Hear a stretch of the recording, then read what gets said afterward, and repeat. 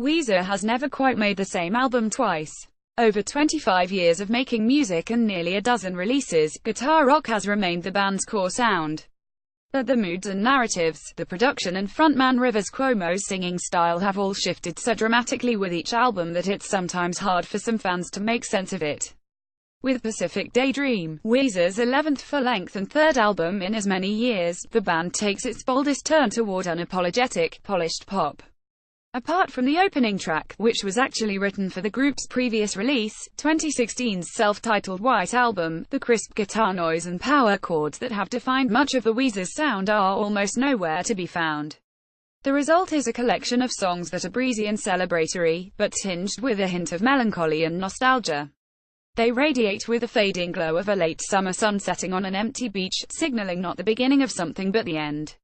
For today's release of Pacific Daydream, Weezer singer and songwriter Rivers Cuomo and I sat down to listen to the entire album together and talk about the band's latest direction. As we dug into each track, Cuomo talked about how he finally eliminated power chords from Weezer's sound, why some of his lyrics may sound like nonsense, and why HES embraced a cut-and-paste approach to songwriting. You can hear the full album, with our conversation, with the play button at the top of the page, or read edited highlights below. Rivers Cuomo on how he pieces ideas together to form finished songs. On one extreme you have a song like Mexican Fender where it's all about this 2 or 3 experiences with this one woman. Each verse is very literal. This is what happened. This is what went down. And then on the other extreme there's a song like Feels Like Summer, where every line is taken from a different source and a different experience and him just kind of piecing it together to create a story about something that never actually happened. I think I've gotten more into the idea of cutting and pasting. I remember reading when I was first starting out in my early 20s that Kurt Cobain was a big cut and pastier, and I was like, but then it's not really about anything. Or, you know, it doesn't make sense. It totally worked, listening to him.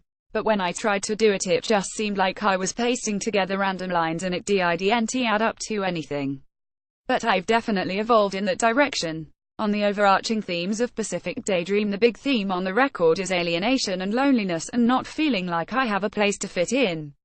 I grew up in New England, a small farm town. I really miss it sometimes, and yet I recognize that as soon as I got out of high school I moved to LA and it was very exciting. I wanted to be a rock star.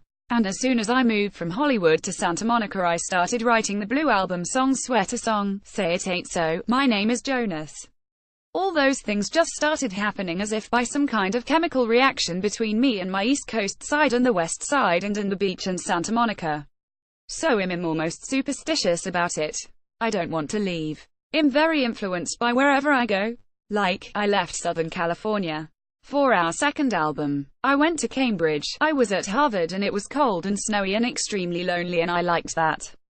But it's just a totally different vibe in the music. On Pacific Daydream's original title and the album's overall tone, well, you know, we set out to make the Black Album to follow the White Album, and that's what this was going to be.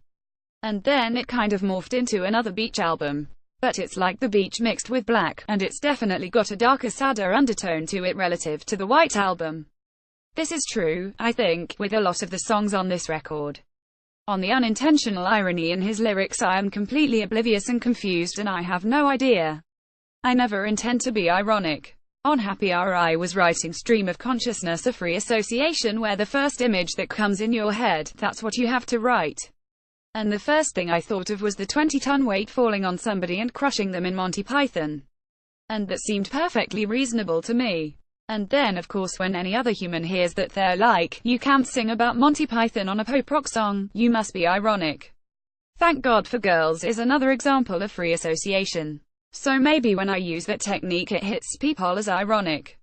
On looking and listening to other artists for inspiration I wouldn't say I'm studying a particular artist at the moment. It's more like a playlist. Recently I've been studying today's top hits on Spotify, which is the biggest playlist. And like 15 million people around the world listen to that. Or at least subscribe to it.